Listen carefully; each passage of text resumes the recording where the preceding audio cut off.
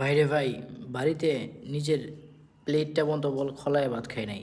আর এই বিদেশ আসার পরে এখন যা কিছু করা লাগে সব নিজের। প্লেট খোলানো থেকে শুরু করে রান্না বাড়া যা আছে সব নিজের। অথচ বাড়িতে বাড়ির লোকেরা যে কষ্ট দিছি, এখন বিদেশ আসার পর বুঝতে আসি আসলে কষ্ট কী জিনিস। আসলে ভাই, এটা বাস্তবতাটা এমনই হয় যে আমাদের মতো অনেক পোলাপান আছে যারা বাড়িতে মনে করেন নিজের প্লেটটা খোলায় খায় না, বাপ মারে কষ্ট দেয়, ওয়াইফ স্ত্রীরে কষ্ট দেয়। তো বিদেশ আসার পর তারা বুঝতে পারে আসলে যে কষ্টটা কত প্রকার ও কী কী। এখানে আসার পর করতে হবে বাধ্যতামূলক। এখানে আপনার কেউ দেখবে না। আপনি যে জায়গায় 6 মাস পরেও থাকেন, আপনার কেউ দেখবে না। রাস্তাঘাটে পরে থাকলে তো কেউ দেখবেই না।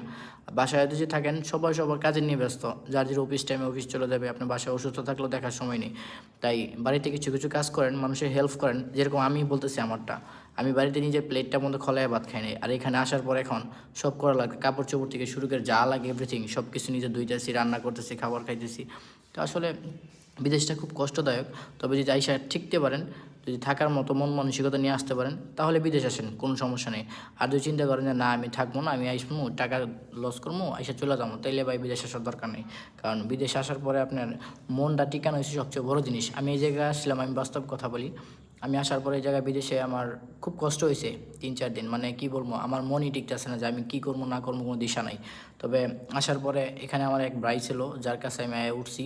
ওঠার পরে ওনার সাথে কথাবার্তা বলছি, বলার পরে এখন মোটামুটি আমি একটু ভালো আছি।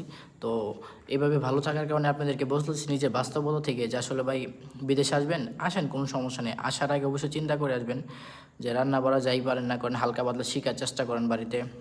আর এখানে আসার পর আরেকটা জিনিস অবশ্যই খেয়াল রাখবেন যে আপনার দালালের চক্করে পরে দুজি ভাই অন্য কিছু হয়ে যায়, তাহলে কিছু করার নাই। আর এমনও আছে এই জায়গায় বিদেশে আসার পর অনেকে মনে করেন চাকরি পায় না।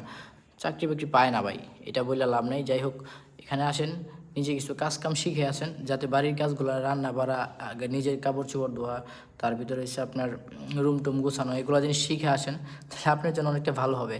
আর যদি নাও শিখে আসেন, তাও কোনো সমস্যা নেই, চলবে। কারণ আসার পরে যে শিখতে হবে, কারণ এখানে তো আপনাকে কেউ কাজ করে দিবে না, আপনার নিজেরটা নিজের করতে হবে, এমনকি নিজেরই সব কিছু করতে হবে। যাই হোক, সবাই ভালো থাকবেন। আমি নতুন নতুন আবার এই জায়গায় ভিডিও ছাড়তেছি। তো আমার ভিডিওগুলো যদি কারো ভালো লেগে থাকে, তাহলে অবশ্যই চ্যানেলটা সাবস্ক্রাইব করবেন, এমনকি আরেকজনকে দেখার সুযোগ করে দিবেন। তো ভালো থাকবেন সবাই, আল্লাহ হাফেজ।